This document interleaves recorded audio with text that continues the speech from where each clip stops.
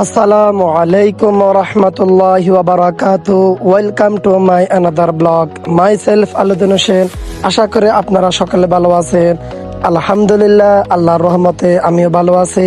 আপনাদের সামনে নিয়ে এলাম নতুন একটি ভিডিও। আশা করি ভিডিওটি আপনাদের ভালো লাগবে।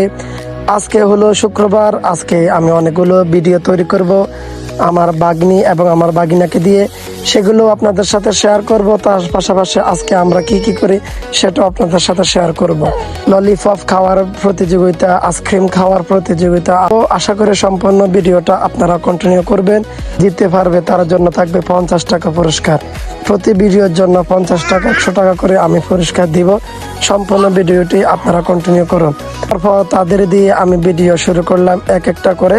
তো সম্পূর্ণ ভিডিও আমি আলাদাভাবে আমার ইউটিউব চ্যানেলে আমি আপলোড করে দিয়েছি। আশা করি আপনারা সেগুলো দেখে আসবেন।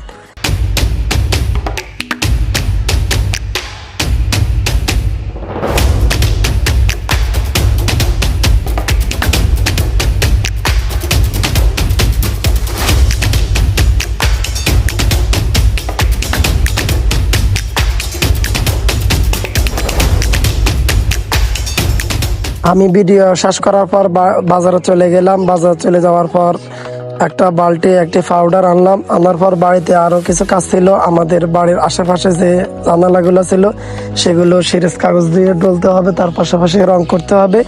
তো আমি সেগুলো আপনাদের সাথে শেয়ার করতেছি। তারপর আপনারা দেখতেছেন আমাদের বাড়ির পাশে এটা একটা টিনের বেড়া, তো এটা ভেঙে গিয়েছে। তো তারপর আমরা এটা আমার ভাগ্নি এবং আমি সহকারে এটা মেরামত করব।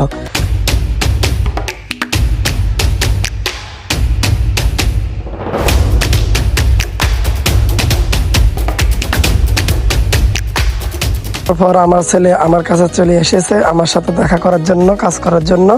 তারপর ওকে একটু কোলে করে নিলাম। কোলে করে নেওয়ার পর আর বাড়িতে যে কামগুলো ছিল সেগুলো আমরা শেষ করে এখন দুপুরে জুমার নামাজ পড়ার উদ্দেশ্যে মসজিদে চলে আসলাম। আসার পরে নামাজ পড়বো এবং আজান দিয়েছি।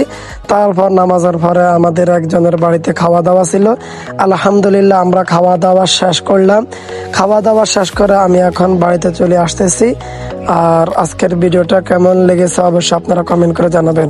বাড়িতে আসার পরে দেখলাম যে আমার ছেলের জন্য আমার এবং আমার বাগনির জন্য অনেকগুলো কাপড় চাপড় কেনা হয়েছে। তো সেগুলো আপনাদের সাথে শেয়ার করলাম। আমার আম্মু আমার বাগিনার জন্য তরকারি এবং বিভিন্ন ধরনের রান্না বান্না করে তাদের বাড়িতে চলে যাবে।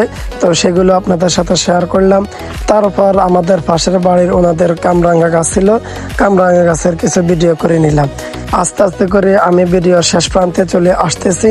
আশা করি ভিডিওটা সম্পূর্ণ আপনারা কন্টিনিউ করবেন।